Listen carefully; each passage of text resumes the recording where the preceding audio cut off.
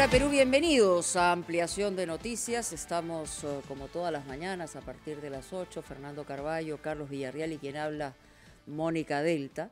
Y bueno, el tema de discusión anoche y el fin de semana fueron estas imágenes, estos videos que aparecieron en el contexto de la tragedia del restobar Thomas en Los Olivos.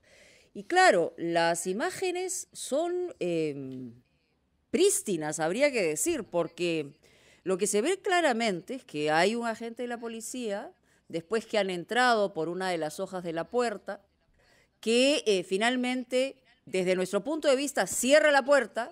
Esta puerta se abría hacia adentro, desde la línea de defensa de las autoridades policiales junto a la puerta, pero lo cierto es que esto no fue dicho en su momento, o por lo menos las autoridades policiales no esperaron que la investigación terminara y los videos aparecieran para dar una versión contundente. Desde el primer momento, a cada uno de nosotros se nos dijo que esa puerta no había sido cerrada por la policía, sino que la aglomeración de la gente finalmente cerró esa puerta. Fernando. Buenos días, Mónica. Buenos días, Carlos. El tema que tú mencionas es efectivamente grave y es triste tener que abordarlo porque estamos ante desafíos de salud y desafíos económicos sumamente graves. Sin embargo, son 13 vidas humanas, son 13 jóvenes que han fallecido y se ha instalado una duda sobre la manera como actuó la policía.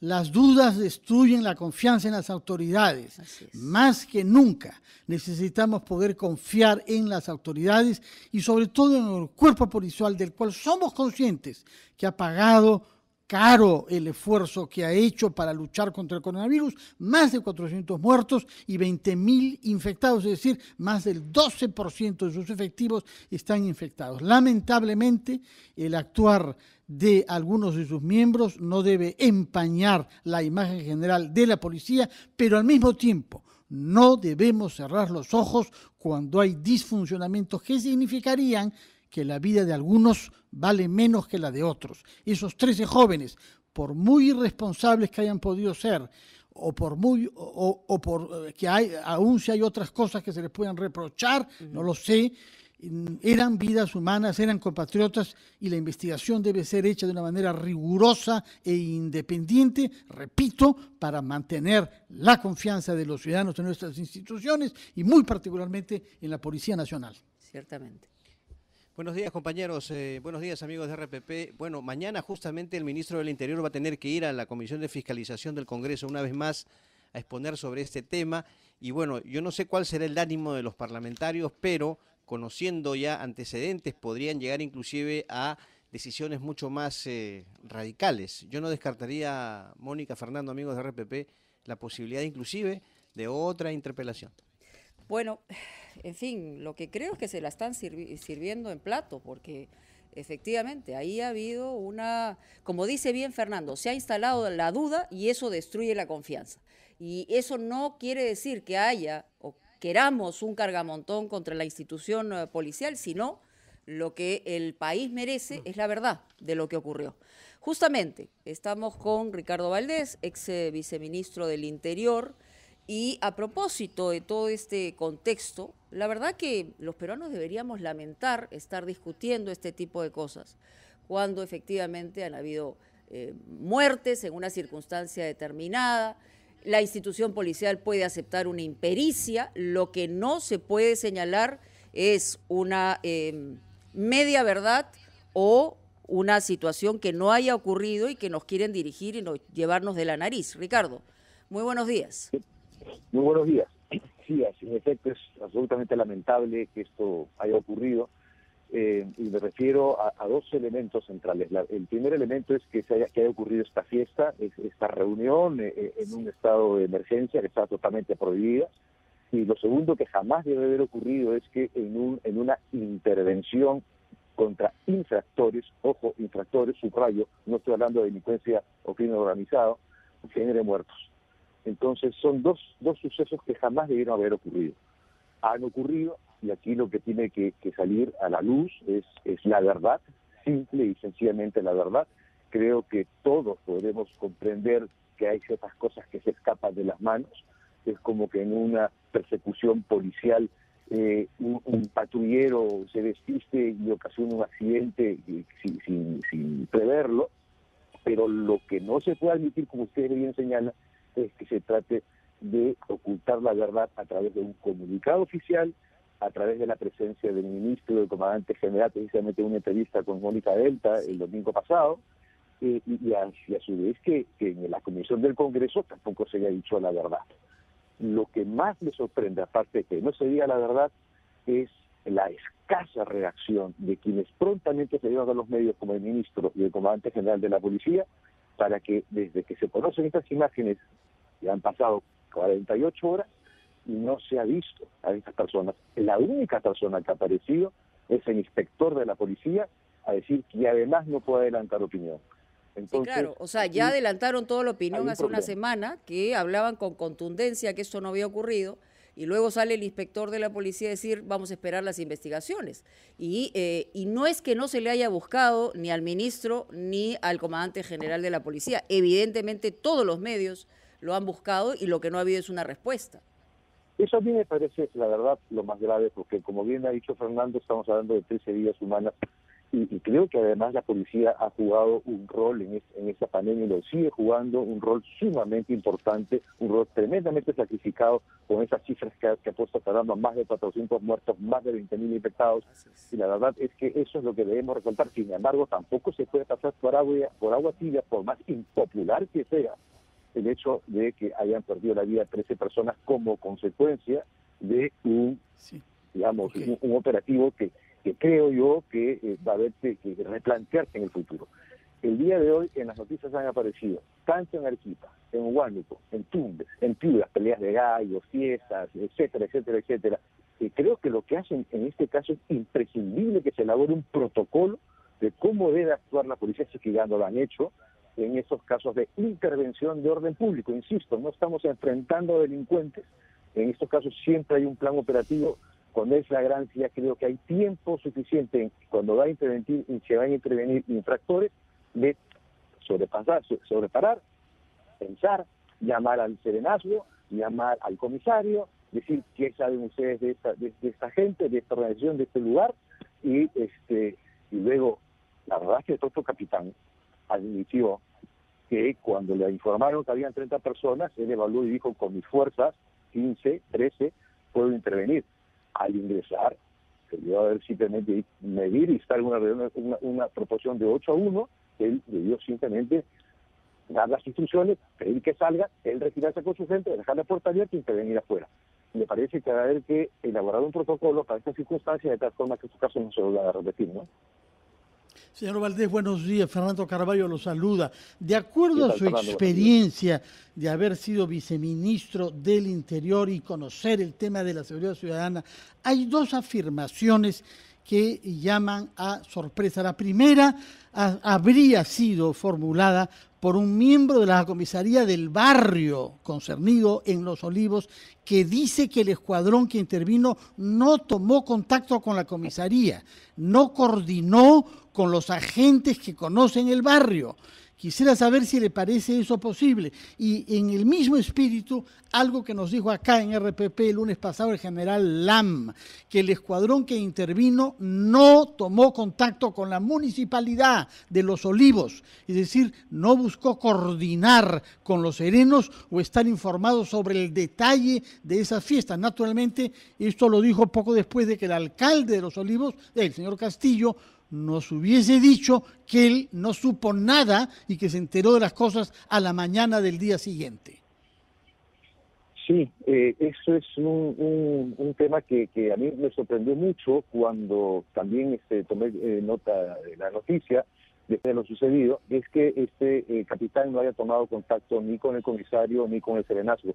O sea, independientemente de que no existen planes de operaciones específicos en un caso de flagrancia, eso es obvio, sí existen cartillas funcionales que existen, digamos, el capitán queda a cargo de tomar las decisiones y existe, obviamente, procedimientos básicos, ¿no? Como reunir información para saber si no sabía, hasta adentro habían armas, había gente, ¿cómo se llama? Como que también se encontraban, según han dicho, requisitoriada, etcétera. Entonces, él debió haber pedido esa información, es lo que yo entiendo. Lo otro que tampoco me parece a mí aceptable, y aquí no hay que pasar por agua tibia tampoco el rol de la comisaría y el rol del municipio. Me refiero a que esta es una fiesta pública que había sido además difundida en las redes sociales, y hay algo que se llama patrullaje cibernético. Es decir, hay gente de la policía en inteligencia dedicada precisamente a chequear a través de las redes sociales este tipo de situaciones. ¿Qué ocurrió? ¿Por qué no dieron información? ¿Hay algún tipo de relación entre el comisario y el dueño del local? Porque además habían quejas de vecinos que decían que esto ocurría con cierta frecuencia. Y por el lado del municipio tampoco se puede pasar el rol de la fiscalización. Yo he escuchado la intervención de gente que ha estado en fiscalización del municipio de Los Olivos y era conocido el lugar, conocido que ahí se hacían estas reuniones, y por lo tanto esa es información que debiera tenerla ya la policía sobre esa base. Y una cosa adicional que mencionó Carlos Villarreal con respecto a la presencia en el Congreso del Ministro. Me parece que en este caso específico el que debe inhibirse es el congresista Urresti, que además preside la Comisión de Defensa, donde estuvo precisamente el alcalde, porque él trabajó con ese alcalde, porque él fue parte del municipio de Los Olivos, y porque además en la fila de Podemos está el hijo del alcalde de Los Olivos. Entonces, siendo Podemos quien preside la Comisión de Defensa, me parece que lo mínimo que puede hacer el congresista Urresti es inhibirse. Bueno, pero no se inhibió no se inhibió en la primera oportunidad, pero bueno, veremos si lo citan nuevamente. A eso me refiero. Claro. Me refiero, precisamente. Señor Valdés, hay un tema que se llama responsabilidad política. Si se verifican estas fallas en la operación que, entre otros aspectos, terminaron con la muerte de estos 13 jóvenes, y básicamente estas versiones falsas que han habido, da la impresión de eso porque los videos nos han demostrado otra cosa, son motivos suficientes para que el ministro del Interior dé un paso al costado. Permítanos hacer una pequeña pausa y luego regresamos con usted, por favor. De acuerdo.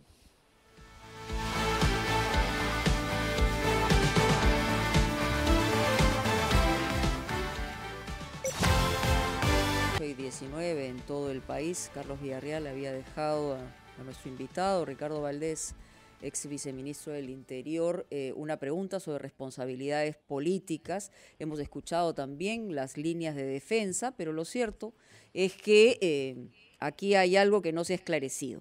Ricardo. Sí, con respecto a la pregunta, definitivamente, a diferencia del cargo del comandante general, que es un cargo institucional, el del ministro de Estado es un cargo totalmente político. Entonces, los políticos tienen que asumir responsabilidades políticas. Por más general de la Fuerza Aérea que sea el ministro Montoya, su posición actual es la de ministro de Estado y, por lo tanto, tiene una responsabilidad política. Lamentablemente, creo yo, que él hubiese podido realmente manejar políticamente su responsabilidad de manera distinta si es que él, sin lugar a dudas, hubiese admitido que fue inducido al error, ¿no? A menos de que haya sido pues un arreglo, cosa que yo dudo, ¿no? Entonces, por lo tanto, o sea, el arreglo, digo, en el tipo de versión que hay que dar, cosa que dudo, no creo que eso haya ocurrido. Pero sí, lo que definitivamente está dando muestras en estos momentos el ministro de un manejo poco responsable políticamente hablando, porque él no puede escudarse en el silencio. El tipo que su compromiso es con la verdad y su compromiso es con la vida. Cuando usted Ese es dice que debe asumir político. su responsabilidad política, ¿qué significa? ¿Que o debe dar un paso al costado, el presidente debe relevarlo del cargo por este tema? Yo creo que eso es algo que está ya en el ámbito absolutamente personal y que tiene que hacer tanto con la decisión que tome el presidente como la que él tome. ¿Cuál es su grado de compromiso con cuál es su grado de compromiso con la verdad? ¿Cuál es su grado de compromiso con la vida? Que han sido dos valores que en estos momentos se están viendo afectados. Si él considera de que en su apreciación personal no son lo suficientemente importantes estos dos elementos, la verdad sobre todo y la vida, obviamente también, como para dar un paso al costado, si él considera que no lo es, eso tendrá que evaluarlo directamente. ¿Pero para usted es suficiente para llegar a esa decisión? A mí me parece absolutamente importante. Yo creo que lo que me preocupa es si lo hubiese salido el día de ayer, cuando se conocen las imágenes, no requiere una investigación como la del inspector general de la policía. Y dice, caramba, esto de acá me sorprende, yo he recibido otra información y ya está. Yo creo que con eso hubiese sido suficiente para que el ministro del Interior pase tranquilo este desagradable evento. Pero no está ocurriendo eso y la verdad es que el comportamiento ya raya en el encubrimiento. Esto no me parece aceptable. Señor Valdés, ¿a qué institución corresponde la investigación de los hechos en el estado actual? La Fiscalía, naturalmente, es responsable, pero entre tanto hemos venido escuchando sobre todo al Inspector General de la Policía. ¿Qué autoridad autónoma, independiente, que no esté sometida a la jerarquía de la propia institución que es investigada en este caso tenemos? A ver, definitivamente son las dos instancias mencionadas las que están a cargo. La autonomía la maneja el Ministerio Público, y el Ministerio Público lo que debe ver es el tipo penal, si hay o no responsabilidad penal, ya sea homicidio culposo, etcétera, y va a haber la responsabilidad directa de los ¿Una trabajadores investigación de de la fiesta, oficio etcétera. o una denuncia que recibe de la propia policía? Esto es investigación de oficio, es lo que se llama noticia criminis, y el Ministerio Público actúa en consecuencia de inmediato. Y son ellos los que además dirigen todo el proceso de investigación.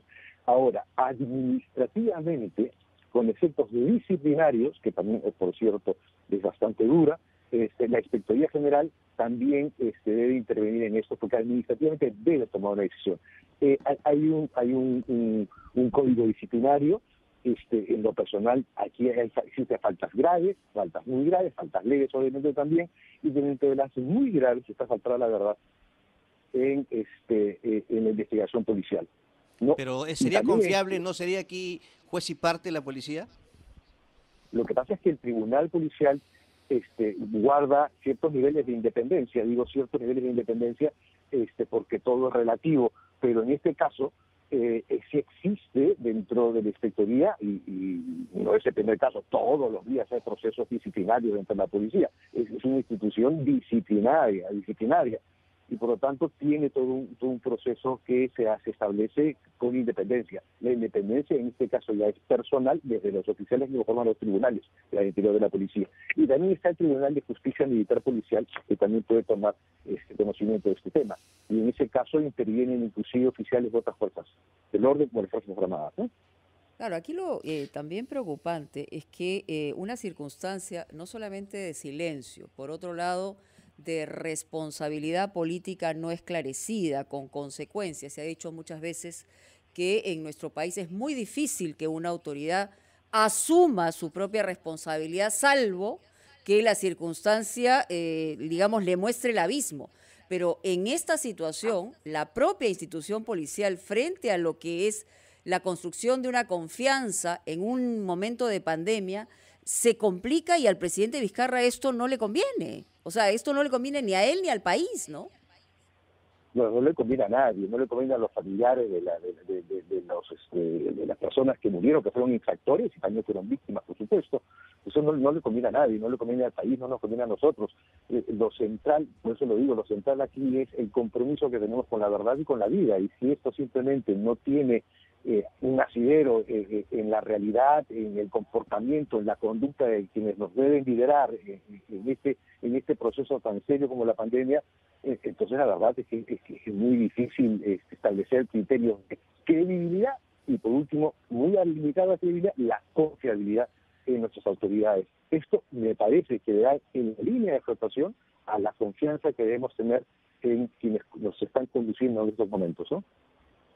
Señor Valdés, apelo a su experiencia en general del sector para tratar de sacar conclusiones generales a partir de este incidente. En primer lugar, hablamos con mucho pudor sobre una discoteca.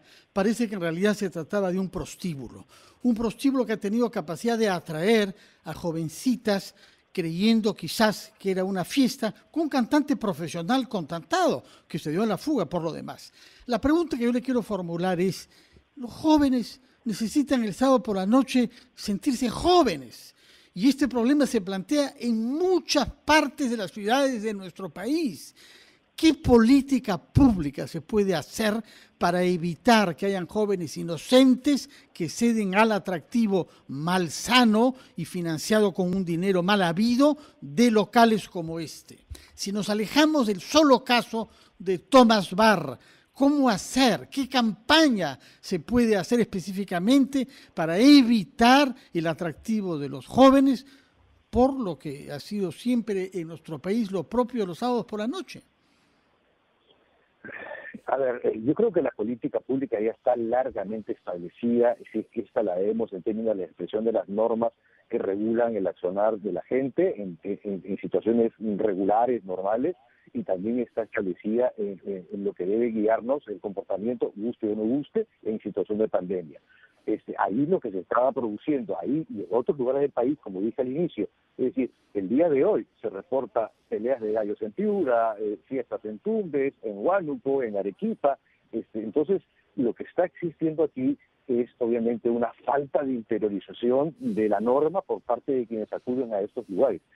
La campaña que ha empezado ayer el gobierno para poder digamos, trasladarla a la gente. Supone que es apuntando al núcleo duro del desacato, eso es lo que han señalado.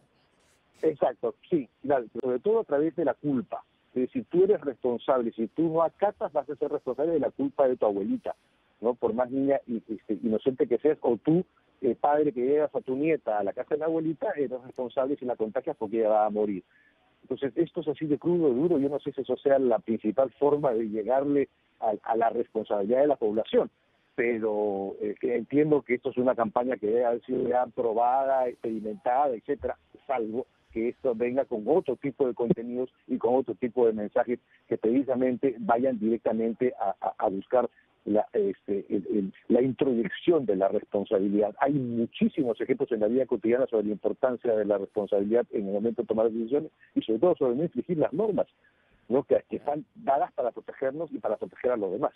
Ahora, eso ya es materia de otra discusión, de otra conversación, donde tienen que terminar los comunicadores, psicólogos sociales, etcétera, para saber cuál sería el mejor paquete de mensajes que hay que transmitir a la población para empezar a que cambiemos todos el chip. ¿No? Todo ese chip, pero eso, regreso al tema original, para cambiar todo ese chip es importante que nuestras autoridades se comprometan con la verdad y con la vida, ¿no? Ricardo, porque esto más temprano en la rotativa lo señaló el asesor de la Subcomandancia General de la Policía, y quiero saber si encuentras alguna, digamos, algún argumento válido. Yo hasta ahora no lo encuentro, pero dice que la puerta no se cerró o no la cerraron, estaba junta.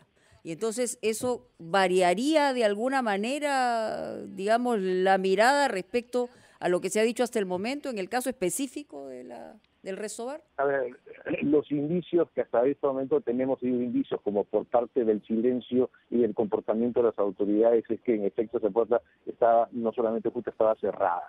El control en cualquier operativo, el control de la puerta es fundamental. Eso forma parte del ABC de las intervenciones policiales. Es fundamental el control de la puerta porque si la puerta es una sola vía de ingreso, es también la vía de salida por parte de los propios policías.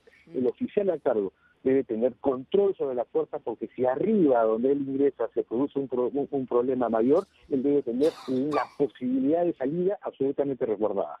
Entonces, la responsabilidad del control de la puerta es de la policía. Y esa puerta estaba, hasta donde todos hemos podido ver, absolutamente cerrada. Y hay una cosa muy rara, porque inclusive antes de que se produzca este problema, salen 3 chicas después de una suerte ahí de conversación, por no hablar de negociación. Exacto. Una cosa muy rara, pero en fin, eso significa que sí había control sobre la puerta, habían cerrado. Entonces, bueno, ahí estamos, eso sí fue una parte del conjunto de lo que va a tener que investigarse. Hay otros medios que han informado siempre vale más que 1000 palabras, ¿no? Inclusive han dicho también algunos medios que se ha tratado de intervenir las filmaciones, eso también tendrá que investigarse, ¿no? Ciertamente. Bueno, Ricardo Valdés, muchísimas gracias por estar con nosotros aquí en Ampliación de Noticias. Tenemos que obligatoriamente ir a los titulares de esta hora, por supuesto, y ya regresamos con mucho más.